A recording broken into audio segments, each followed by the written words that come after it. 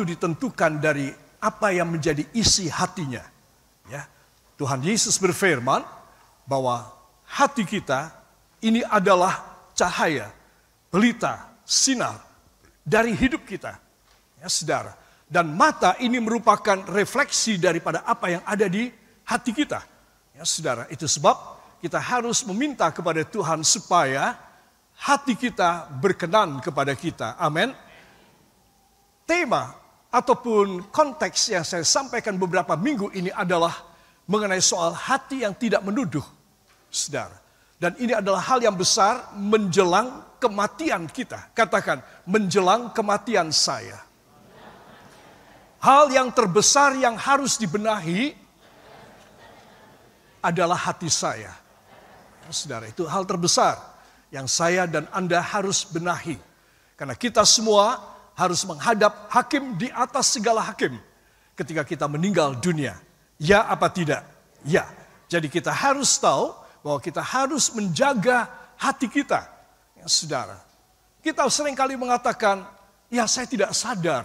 Nah, kalau terus-menerus saya membolehkan ketidaksadaran saya, kalau saudara terus-menerus membolehkan, mentolerir ketidaksadaran saudara, maka itu satu hal di mana saudara tidak menyadari saudara sudah mengarahkan hidup saudara dan hidup saya pada neraka. Ya, saudara. Dan ini tidak main-main kan? Saudara kehilangan rumah, saudara kehilangan uang, saudara kehilangan apapun, saudara. Itu tidak seberapa dibanding dengan kalau saudara kehilangan nyawa saudara di dalam hukuman yang kekal di dalam neraka. Itu sebab pelajaran yang akan saya sampaikan ini tentang dua hal yang kontradiktif, saudara, yaitu tuduhan hati. Katakan tuduhan hati. Dan keberanian hati. Saya harus memilih apa? Apa? Keberanian hati. Ya, karena kita sudah lihat beberapa waktu yang lalu dalam tema ini, orang yang hatinya tidak ada tuduhan dengan mempunyai keberanian hati untuk menghampiri Allah. Untuk dekat dengan Tuhan. Coba bayangin. Di dunia loh, belum mati. Di dunia sudah bisa mempunyai satu prioritas untuk mendekat kepada Tuhan. Kan ajaib, itu luar biasa. Hanya karena orang menjaga jangan sampai hatiku menuduh aku. Ya, kalau sampai hati saya menuduh saya, maka saya di dalam keadaan yang berbahaya. Ya, saudara, iblis tahu dan itu sebab iblis langsung menggencarkan serangannya, tipu dayanya, muslihatnya. Karena dia tahu saya membiarkan tuduhan dari hati saya. Hati saya mengatakan kamu lagi salah nih Timothy. Tapi saya bilang aku kepengennya begini. Saudara, itu saya membuang tuduhan dari hati saya. Hati saya yang murni. Yang memberitahu segala sesuatu dan memberi alarm. Saudara, tidak saya perhatikan, tidak saya gubris, saya abaikan saja. Ya, saudara, akhirnya apa yang terjadi? Saya akan mengalami sesuatu hal yang berat. Anda mengalami hal yang berat. Saudara, pada mobil-mobil yang baru, saudara, maka setirnya, dia punya setir, saudara, akan diarahkan untuk terus ada di dalam bidang berjalannya, ya saudara, pada lane-nya, batas lane-nya. Jadi kalau kita mengantuk atau kita lagi tidak waspada dan tiba-tiba mobil kita ke arah yang sebelahnya, maka dia otomatis akan membalikkan kita. Ya saudara, itu sudah banyak sekali mobil-mobil yang baru dengan harga murah sekalipun sudah melakukan demikian. Karena itu teknologi yang simple, saudara. Dia akan menggetarkan setir kita dan dia akan keras, tidak mau. Dia akan balikkan sendiri. Ya, saudara. Dan sebab kalau saya naik mobil dan kemudian saya mau tiba-tiba mobilnya ke arah melenceng, saudara, maka saya melihat, saya lepaskan tangan saya. Dan dia akan balik kembali dan lurus kembali. Ya saudara. Nah, jadi saudara dan saya seringkali kita mengabaikan tuduhan di dalam hati kita. Aku maunya miring kok, aku maunya nyeleweng. Saudara, kita membiarkan tuduhan. Saudara, itu sebab pelajaran ini saya bagi dalam dua hal, dalam dua bagian, tuduhan hati, Katakan, tuduhan di hati saya dan keberanian hati saya. Saya memilih keberanian hati. Yang mau beri tepuk tangan bagi dia. Haleluya. Para kekasih, ayat yang kita beberapa kali sudah tengok, kita akan buka kembali dari Alkitab kita. Dari 1 Yohanes pasal yang ketiga, ayat 21 dan 22. 1, 2. Keyakinan di hadapan Allah. Saudara-saudaraku yang kekasih, jikalau hati kita tidak menuduh kita, maka kita mempunyai keberanian percaya untuk mendekati Allah. Dan apa saja yang kita minta, kita memperolehnya daripadanya. Karena kita menuruti segala perintahnya dan berbuat apa yang berkenan kepadanya. Amin. Katakan luar biasa. Ya, saudara. Para kekasih, di sini kita berapa kali saya sudah jelaskan, ya. Jikalau hati kita tidak menuduh kita.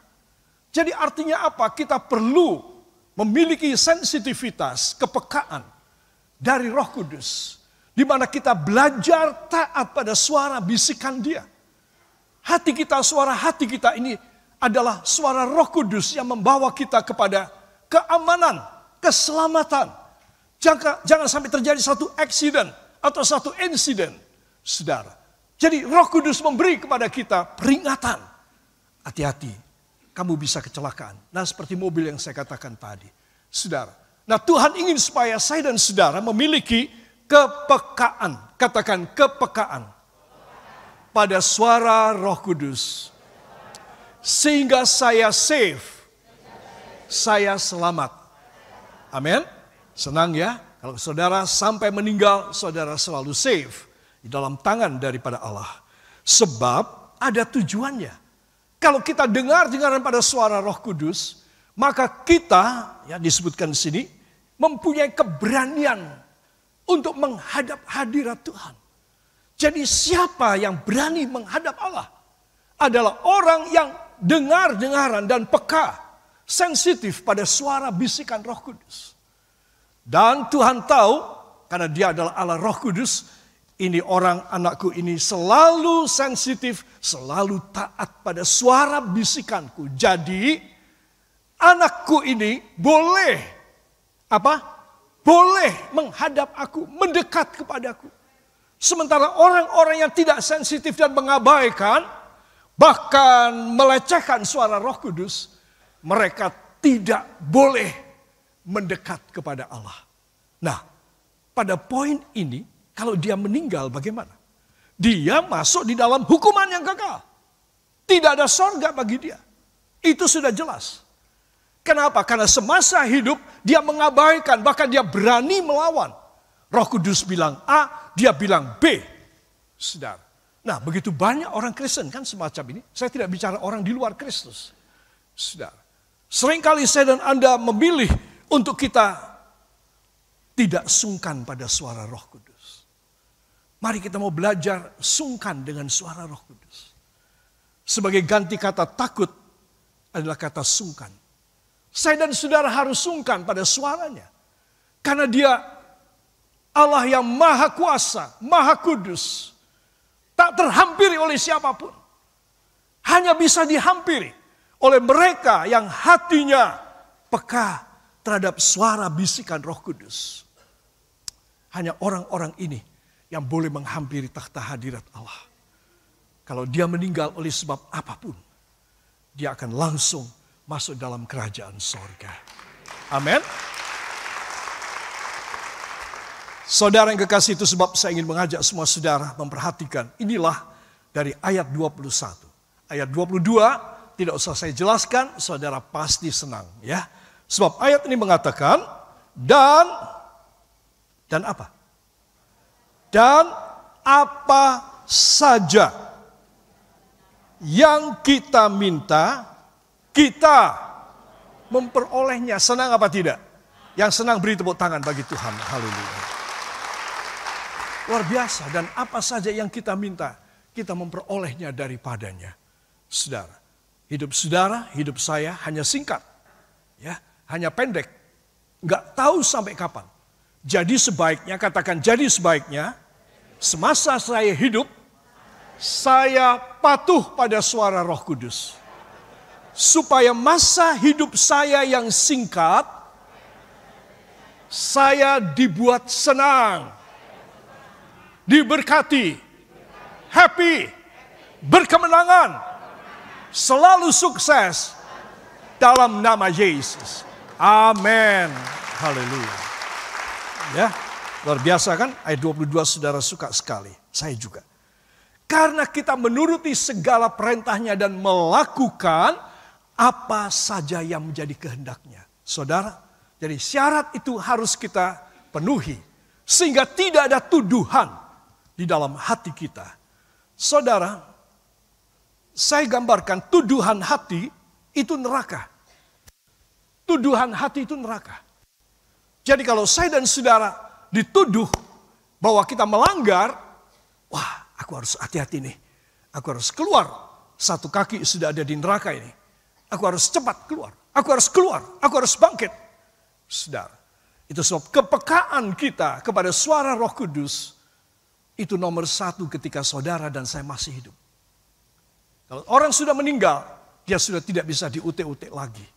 Karena dia sudah ditentukan ketika detik dia meninggal, detik dia mati.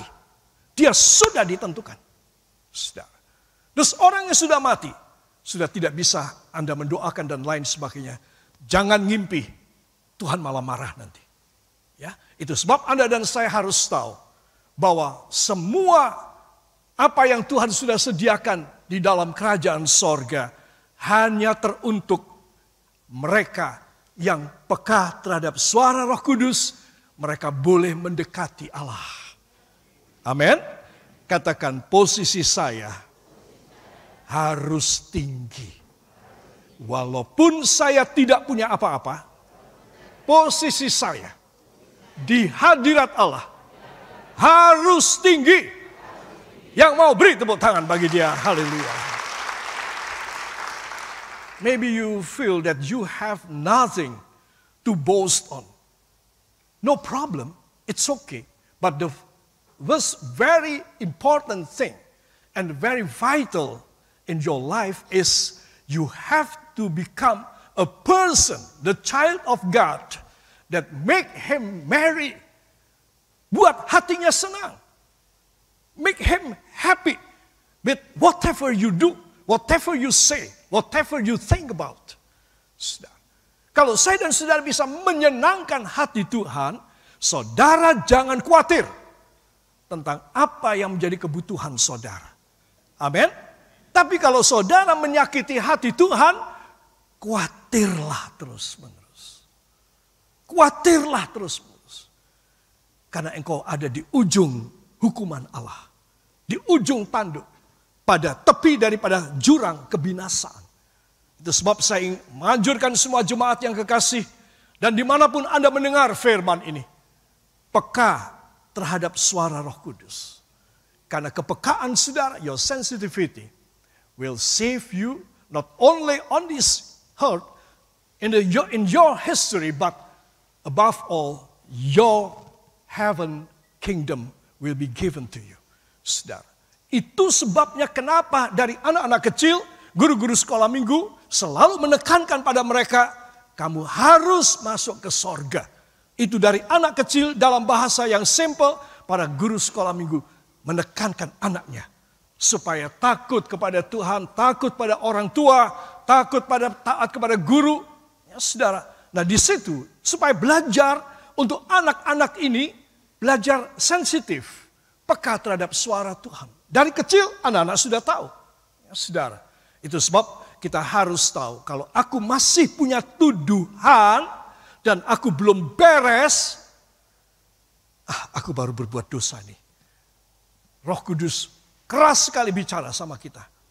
Saudara, maka segera saudara harus minta kepada Tuhan, Tuhan hamba mau bertobat. Dan hamba berjanji hamba tidak jatuh dalam dosa ini lagi. Hamba harus bikin beres Tuhan. Biarlah darah-Mu menyucikan hamba dari semua dosa yang hamba kerjakan. Saudara harus minta pemberesan cepat. supaya tuduhan berhenti. Katakan, supaya tuduhan di hati saya berhenti. Saudara, kalau tidak ada tuduhan, saudara safe. Lakukan kerja, cari uang, belajar, anak-anak, ya, mengatur keluarga, ibu dan para nenek, dan apapun yang saudara kerjakan, lakukan. Kalau tidak ada tuduhan, Tuhan mencurahkan saudara berkat luar biasa di dalam hidup saudara. Itu nanti saya akan bahas pada bagian yang kedua. Saudara, bagian pertama ini penting sekali. Orang yang mempunyai keberanian hati karena dia sudah taat pada tuduhan Roh Kudus di dalam hatinya dan dia melakukan apa yang sesuai kehendak Tuhan, maka orang ini, saudara, dia mempunyai keberanian hati. Orang ini ada apa-apanya, meninggal dunia karena kecelakaan, karena COVID, karena perang, karena kelaparan, karena sesuatu hal yang lain, dia langsung masuk surga. Katakan, keberanian hati yang saya miliki karena tidak ada tuduhan akan membawa saya masuk surga. Yang percaya beri tepuk tangan bagi dia. Haleluya. Jadi para kekasih, harap perhatikan. Pagi ini pelajaran penting sekali. Supaya hati kita tidak menuduh kita. Maka apa saja yang kita minta, kita memperolehnya daripadanya. Wow, luar biasa. Ya, katakan pada samping Anda, wow, luar biasa. Mau cari apa lagi di dunia? Ya, hanya Yesus yang bisa memberi. Dalam nama Yesus. Amin. Haleluya. Para kekasih, inilah yang kita baca tadi ya. Saudara-saudaraku yang kekasih, jikalau hati kita tidak menuduh kita, ya di sini poinnya. Maka kita mempunyai keberanian percaya untuk mendekati Allah. Ya, ayat 22. Dan apa saja yang kita minta, kita memperolehnya daripadanya. Karena kita menuruti segala perintahnya dan berbuat apa yang berkenan kepadanya. Sekali lagi beri tepuk tangan bagi dia. Haleluya. Luar biasa. Saudara yang kekasih, saya masuk pada A, tuduhan hati. Dari 1 Yohanes 3, 21 dan 22. Jikalau hati kita tidak menuduh kita, kita mempunyai keberanian percaya untuk mendekati Allah. Katakan, amin. Saya harus ada pada posisi rohani semacam ini. Karena hidup saya akan luar biasa. Saudara katakan, karena hidup saya akan luar biasa. Pelan-pelan begitu, saudara. Akan luar biasa. Saudara membayangkan apa yang bakal terjadi. Sekali lagi, karena hidup saya akan luar biasa.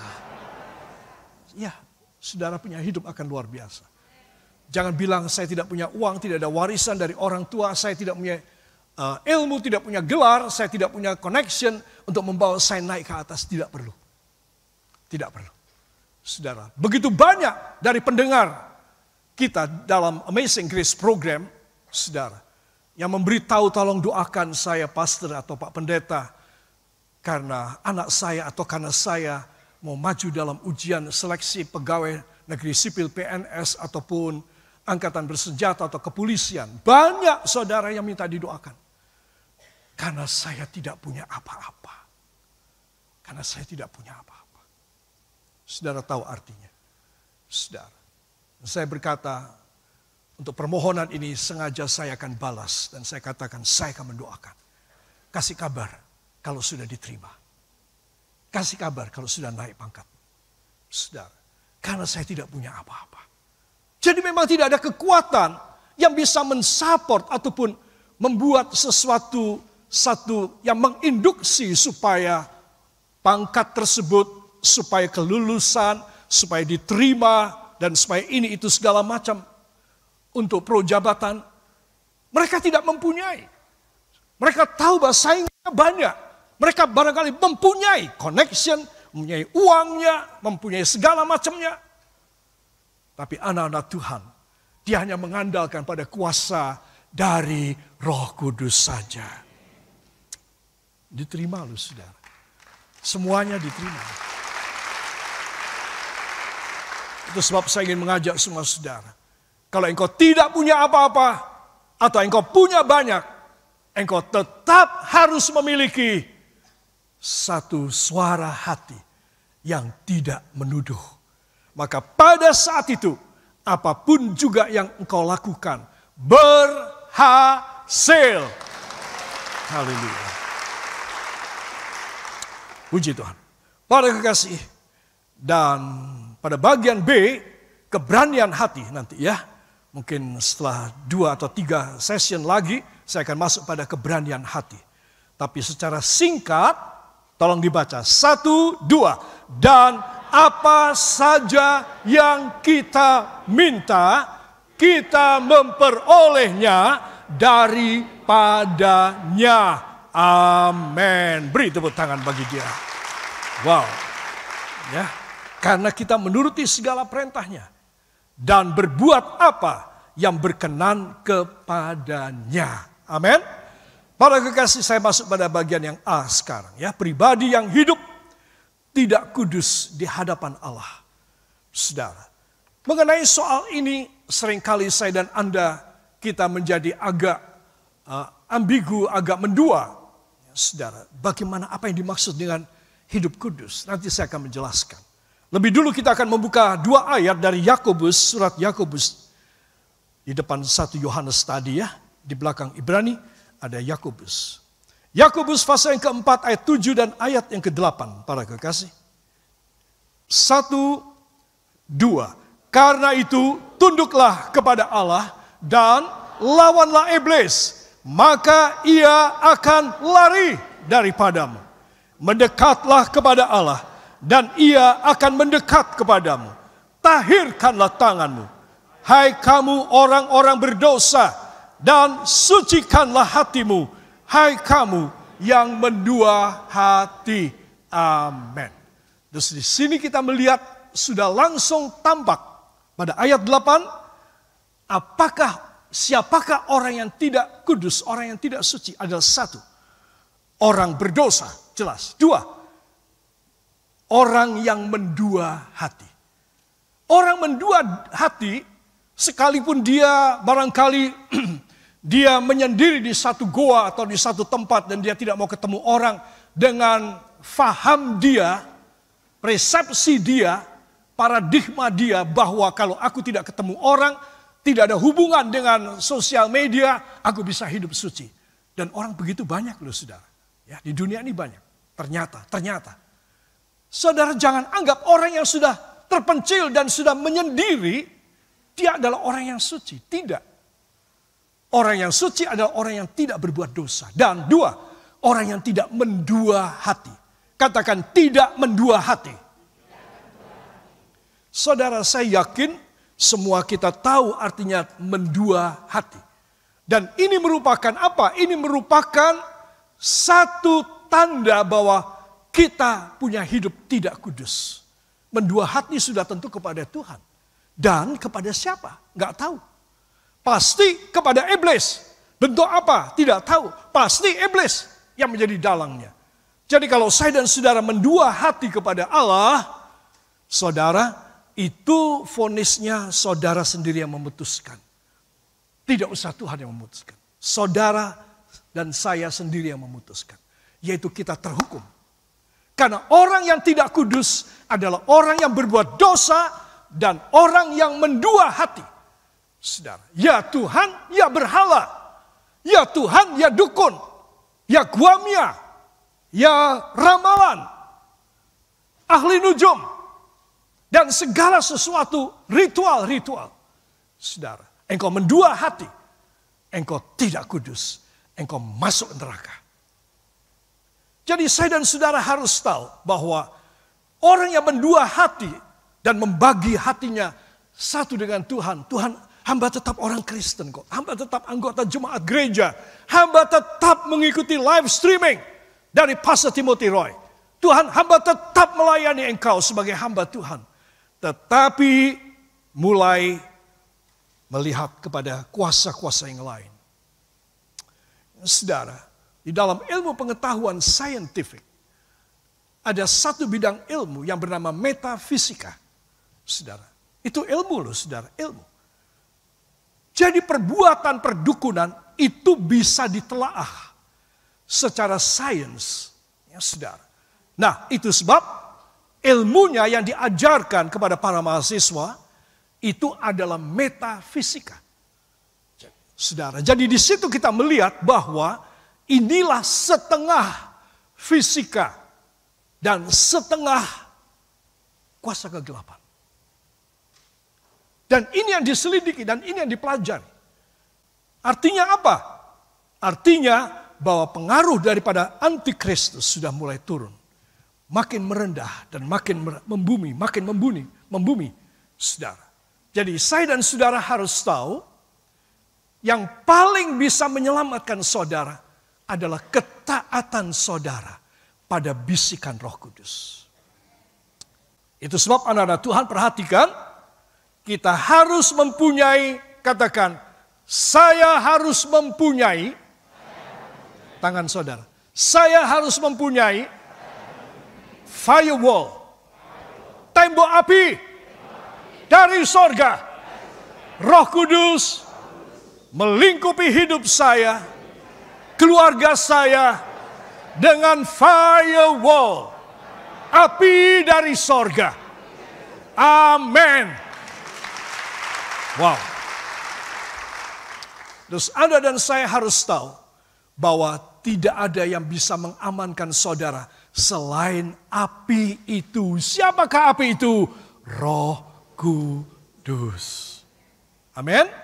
Jadi kalau saudara mau save, maka saudara harus dengar-dengaran suara Roh Kudus di dalam batin saudara, dalam roh saudara, dalam hati saudara. Saudara dengar-dengaran pada suaranya, saudara save.